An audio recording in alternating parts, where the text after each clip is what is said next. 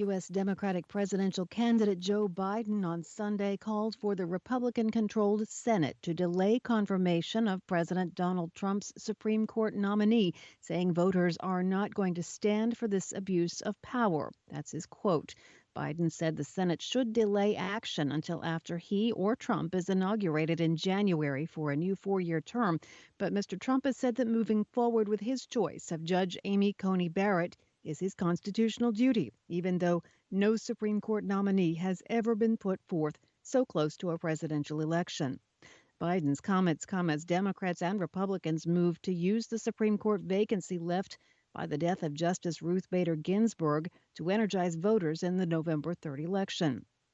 Biden said the Senate has to stand strong for our democracy.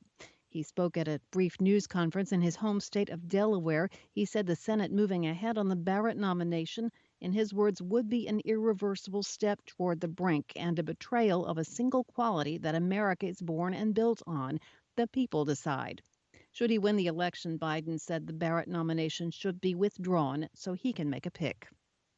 The nomination of Amy Coney Barrett gives President Trump an opportunity to make the court more conservative ahead of the November 3rd election. The president said on Saturday he believed that Barrett should be a straightforward and prompt confirmation. He urged lawmakers and media to refrain from personal and partisan attacks on Barrett. Polls show a majority of Americans, as well as Democratic lawmakers, want the winner of November's presidential election to select the nominee. When VOA asked Mr. Trump about that, the president replied, "I don't think they know Amy." If confirmed, Barrett will be the first mother of school-aged children to serve on the court. Armenia declared martial law and total military mobilization after clashes with Azerbaijan over the Nagorno-Karabakh enclave. That's according to Armenian Prime Minister Nikol Pashinyan on Sunday. Armenia and Azerbaijan reported heavy fighting around Nagorno-Karabakh on Sunday morning. The enclave has a majority Armenian population but is located entirely inside Azerbaijan. Armenia accused neighboring Azerbaijan of attacks on civilian settlements in the disputed region.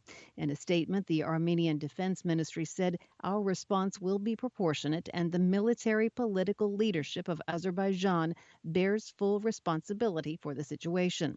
The ministry also said its troops shot down 2 Azerbaijani military helicopters and 3 drones after Baku's forces began bombing the breakaway enclave. Azerbaijan's defense ministry said it had launched a military operation along the contact line between the two countries. It confirmed the downing of only 1 Azerbaijani helicopter and said the crew had survived.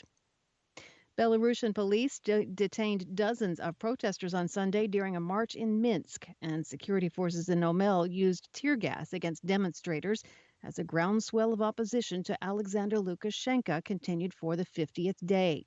The protests in Minsk, Omel, and other cities came after Lukashenko, who's been in power since 1994, was inaugurated for a 6th term on September 23rd in a secretive ceremony.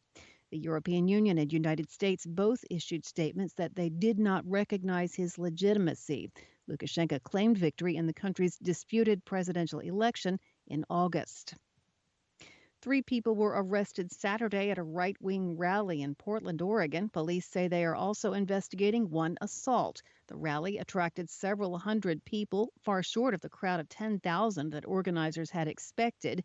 The rally began at noon and was mostly over by 3 p.m. The Oregon Department of Transportation briefly closed an interstate to keep competing groups separate, according to a spokesman with the local sheriff's office. The 3 arrests included a man suspected of driving while under the influence of drugs or alcohol and a woman with an outstanding arrest warrant. Johns Hopkins University, which tracks coronavirus statistics, has reported large jumps in new COVID-19 cases in India and the United States. Hopkins said late on Saturday that India had 86,054 new infections in the previous 24 hours, while the United States reported 55,054.